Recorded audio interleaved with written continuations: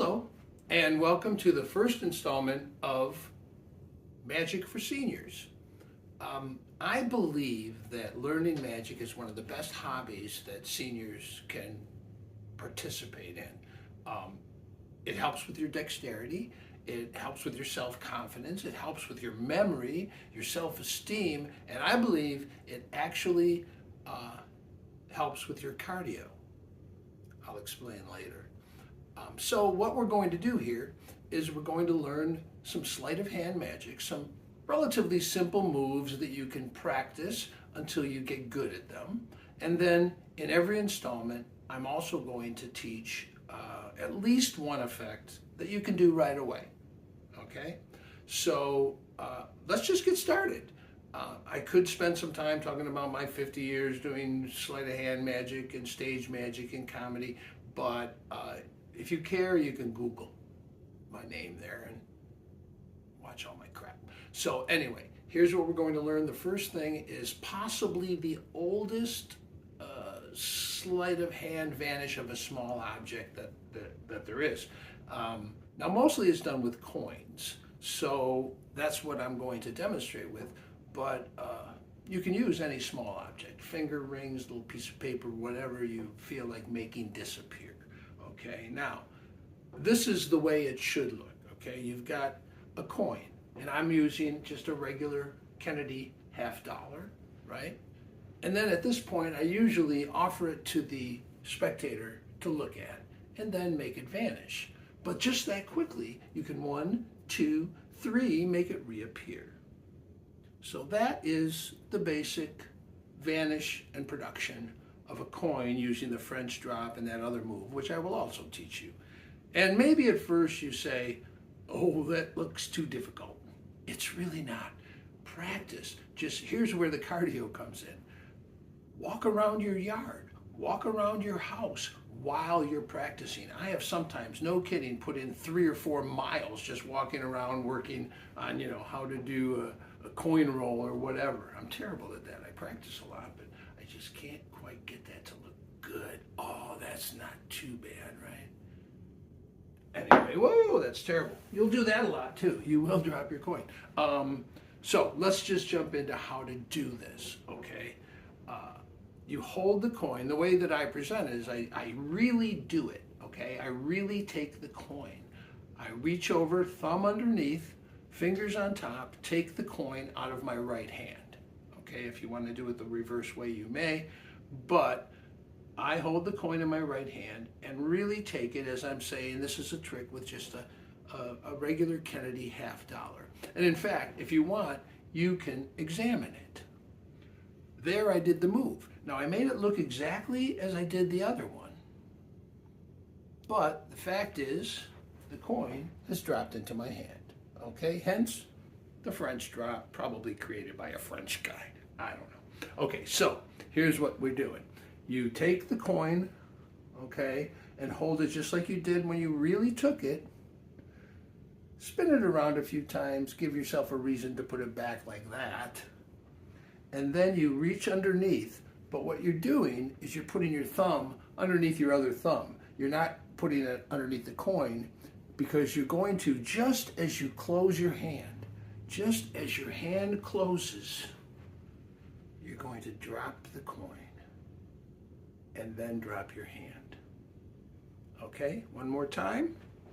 We take the coin, we let it drop as we lift it up. Okay, now here's how your Uncle George probably did it. Okay, we take a coin like that. Yeah, don't do that. Very casual, okay, I have a coin. And the thing is, you can't tell whether or not I really took it or not. That time I did. Exact same move. That time I didn't. So that's all you need to practice. Holding the coin in your left hand, moving your other hand underneath, and simultaneously dropping the coin as you close your upper hand. So you just do this. And you've got the coin in your hand. Then drop that hand casually, and while you've got the hand dropped, you can set up for the production. Now all you're doing is while your hand is at your side, very quickly, just push it up so that you can hold it like that. Okay, so you got it in your hand here, you just push it up like that and do that. Then when you hold your hand like that, from the other side, they can't see it. And you simply go 1, really go through the hole, 2, 3, third time grab it and push it through. It's a very pretty production, and it looks like this.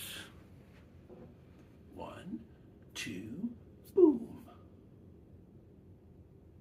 Huh? You can learn that, right? Just do it. Just start practicing. Start walking around your yard. You get some cardio going, and you learn how to vanish any small object with the French drop. Okay, as promised, here is an effect that you can do right away. All you have to do is memorize the sequence of what happens, and you can successfully perform this miracle. I really like this because it's done with a regular deck of playing cards, and it can even be a borrowed deck.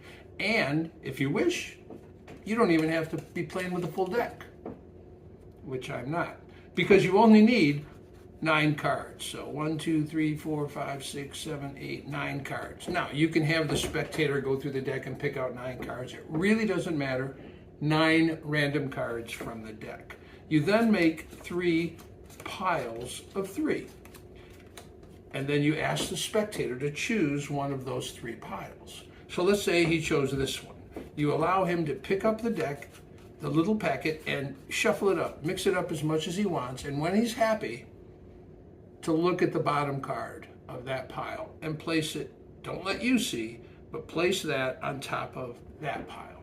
You then take that pile and place it on top of the remaining pile. I then tell the spectator that there's no way that I could possibly know where their card is. And they usually agree. And then I point out, well, no, I know it's third from the top. So we got to mix those cards up. So what I want them to do is to name either their favorite card or cut to any card. And I'm going to spell it out in its entirety. Okay? So they pick, let's say they pick the 10 of hearts. So we take the packet and go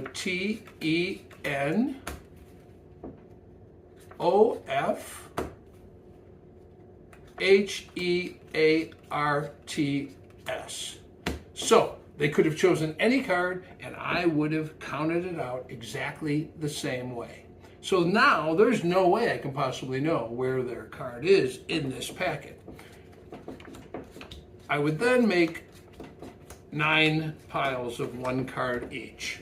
And we start this effect, and I explain that I'm going to choose 2 cards, and they're going to tell me which one to get rid of. And then they're going to do the same, and I'm going to tell them which one to get rid of. So, let's say I start by touching these 2 cards. Spectator says, get rid of this one. And then they start by touching these 2 cards, and I say, oh, get rid of this one. And then I touch these 2 cards, they say, get rid of this one. They touch these 2 cards, I say, get rid of this one. I touch these 2 cards, they say, get rid of that one. They touch these 2 cards, I say, get rid of this one. I touch these 2 cards, they say, get rid of this one. They touch these 2 cards, and I say, get rid of this one. 1 card remains. Wouldn't it be a miracle if that last remaining card was the card that they selected? They usually agree. You can do whatever you want magically and then show that it's the card that they selected. Okay, let's learn how to do it. And as I mentioned earlier, this is a very easy trick. You just have to follow the steps. Helps with your memory. I perform this trick when I'm doing a close-up magic routine, especially if there are people who are really into magic and they would like to learn. I do this as a demonstration, and then I teach them how to do this particular trick. Because like I said, it's very easy. So, any 9 cards. Shuffle the deck, allow the spectator to pick out the cards, whatever they want to do, but all you need is 9 cards. So you have them remove 9 cards and place them in 3 piles. You can do this or they can, does not matter. And then you ask them to choose a pile. Everything is very fair. So let's say this time they choose the middle pile. You allow them to pick up that pile and mix it up if they wish. And then finally, ask them when they're happy to look at the bottom card. Do not show you. Just look at the bottom card and place it on top of this pile. You then make sure that you pick up that pile and place it on top of the remaining pile. So now you know that the card is actually third from the top. Okay? And then I always say, because it's usually good for a laugh, and people are playing along, so they just follow along. I say, now there's no way I could possibly know where your card is in that pile. And they might say, well, yeah, it's third from the top. And you go, oh, okay, well, let's fix that. Or they say, nope, there's no way you could know. I expose myself and say, we just put your pile on top, so it's third from the top. So let's make sure we mix it up. And I'm going to do this by asking you to name your favorite card or cut the deck and select any card. So they might have a favorite card, but we have the 9 of spades. Okay, you pick up the packet and you count it as follows, and make sure you follow this closely. The N-I-N-E, spell the card, drop remainder on top. O-F, drop the remainder on top. S-P-A-D-E-S, drop the remainder on top. Now, you just have to trust me here. You can play with it yourself. But no matter what card they select, if you spell it in that manner, their card is in the exact same position every time. Okay? So let me demonstrate that. So now you explain you're going to make 9 separate piles of 1. Their card is right there. Excuse me. Okay? So you know that their card is always the center card as long as you did that count correctly. N-I-N-E, drop. Okay? So they selected the 4 of diamonds. At this point, you don't know. First, you explain, I'm going to touch 2 cards and you tell me which card to remove. Okay? Now, it's important that you do the first touching. If they do the first touching, then at the end, they're going to have an option to discard the chosen card. So you say, okay, I'm going to just choose, I'll choose these 2. And they say, get rid of that one. And then you say, you choose 2. Now, if they touch, obviously, if they touch the center card, you choose to get rid of this one. Okay, then you touch 2, they pick that one, they touch 2, you pick that one, you touch 2, they pick that one, they touch 2, do not do that one. And then here I might go like that, just kind of put them out so it doesn't look like it's the middle card all the time. And then you say, okay, now you touch 2, I touch 2, it's my turn, and you do that one, and then you touch 2, and I do that one. So what I've done is I have forced the center card of that group. And you see why it's better to kind of mix them up. I didn't do it in the demo initially, but kind of move that center card to a different position when there's 3 or 4 left. Just keep track of where it is. And then I say, wouldn't it be a miracle if that remaining card was the card that you selected? They usually agree. I sometimes say my agent would like if that happened too, but let's see. Tap the 4 of diamonds.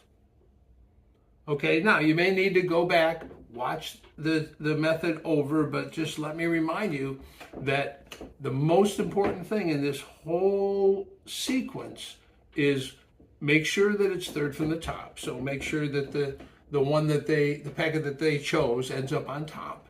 And secondly, when you're counting the cards, when you're counting the letters, F-O-U-R, drop the rest. O-F, don't forget the of, drop the rest. D-I-A-M-O-N-D-S, drop the remaining card. No matter what you do, it's going to be that center card, and then you start by touching the cards, and then anytime they touch that card, obviously, pick the other one. And then toward the end, you know, if the card was right there in the middle, you might want to go, okay, here we go. Now I know it's over there. Very effective trick. Learn it, record it for your grandkids, and show it to them on video. Or become a professional and get the big bucks.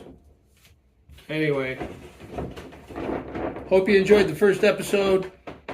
And I'll see you next time, maybe. Don't forget to subscribe and like. Unless you didn't like, then see ya.